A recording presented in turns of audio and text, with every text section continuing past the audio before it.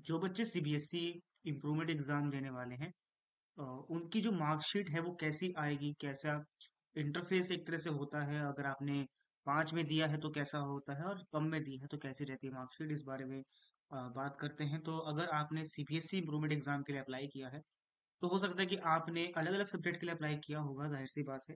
तो अगर मान लो आपने इम्प्रूवमेंट एग्जाम के लिए अप्लाई किया और जो आपका इम्प्रूवमेंट एग्जाम है वो आपने या तो 5 में किया होगा, 5 में या 6 में, यानी कि सारे सब्जेक्ट में किया होगा, या फिर आपने 5 से कम में किया होगा। तो अगर आपने लेस देन 5 में अप्लाई किया है, ठीक है, लेस देन 5 में अप्लाई किया है, तो आपकी जो मार्कशीट है उसमें कितने सब्जेक्ट आएंगे। तो हम एग्जांपल लेते हैं, मान लो एक स्टूडेंट है जिसने 3 सब्जेक्ट में इम्प्रूवमेंट एग्जाम भरा, जो कि फिजिक्स, केमिस्ट्री और मैथ्स। जो मार्कशीट आएगी उस मार्कशीट के अंदर फिजिक्स होगा, केमिस्ट्री होगा और मैथ्स होगा। बाकी और कोई भी सब्जेक्ट लिखा नहीं आएगा, सिर्फ 3 ही सब्जेक्ट लिखे आएंगे, बाकी पूरी मार्कशीट में जो स्पेस होगा वो ब्लैंक दिखाई देगा। अब अगर मान लो आपने पिछले साल जो बच्चे ने एग्जाम दिया था वो पीसीएम में दिया था, और पीसीएम के साथ साथ उसके पास इंग्लिश थी और हिंदी थी। अब जो पीसीएम में उसके मार्क्स थे वो मान लीजिए फिजिक्स में उसके 71 थे, केमिस्ट्री में उसके 65 थे और मैथ्स में उसके 82 थे। उसने इम्प्रूवमेंट एग्जाम दिया, इम्प्रूवमेंट एग्जाम में उसका रिजल्ट क्या बनता है, मान लो उसके फिजिक्स में मार्क्स आ गए 75, तो फिजिक्स में उसको यहाँ मिल जाएंगे 75, ये उसके मार्क्स बढ़ गए। केमिस्ट्री में उसको आ गए 85, तो उसके मार्क्स इंक्रीज हो गए 100 में से।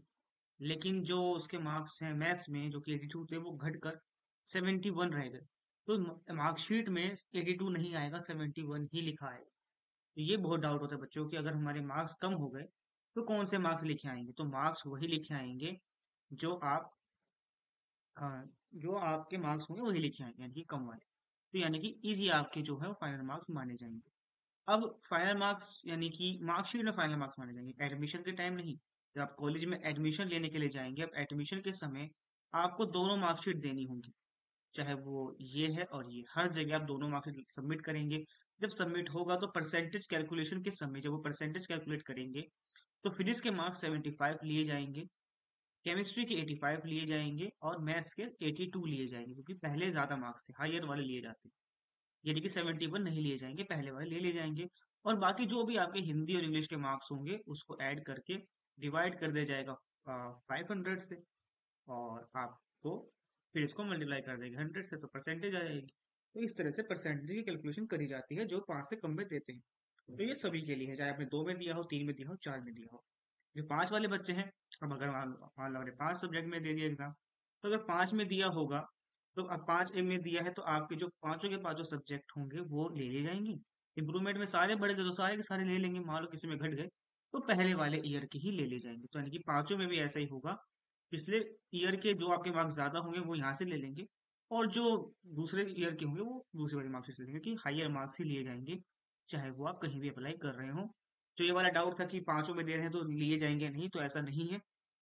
जो सर्कुलर है उसमें लिखा हुआ है कि इन किसी भी नंबर में, कितनी any number of subject, in any number of subject mentioned है, यानी कि किसी भी सब्जेक्ट में हम दे सकते हैं। मैं ये बात कर रहा हूँ आपके जेई के लिए, जेई की regarding.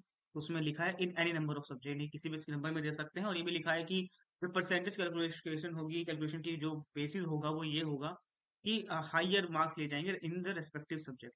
Higher in respective subject का मतलब तो यही हो गया कि जिस भी सब्जेक्ट में ज्यादा है वो ले ले जाएंगे, दोनों में से हाई है रेस्पेक्टिव सब्जेक्ट। तो मान लो किसी में घट गए तो वो हटा देंगे, पहले वाले ले लेंगे। ठीक है, तो ये आई होप आपको चीज समझ आ गई। कोई डाउट तो कमेंट कीजिएगा, टेलीग्राम का लिंक दिया, टेलीग्राम को जरूर से ज्वाइन कर लीजिए। और कोई डाउट आप कॉल कर सकते हो, कॉल करने के लिए क्वालिफाई ऐप को डाउनलोड कर लो, क्वालिफाई ऐप का लिंक भी दिया हुआ है, और वहां से आप कॉल करके डाउट पूछ पाएंगे। वहाँ पे आईडी सर्च कीजिएगा विबग्यो क्लासेस @CM4, और आपको वहाँ पे प्रोफाइल मिल जाएगी, वहां से आप कॉल करके डाउट पूछ पाएंगे।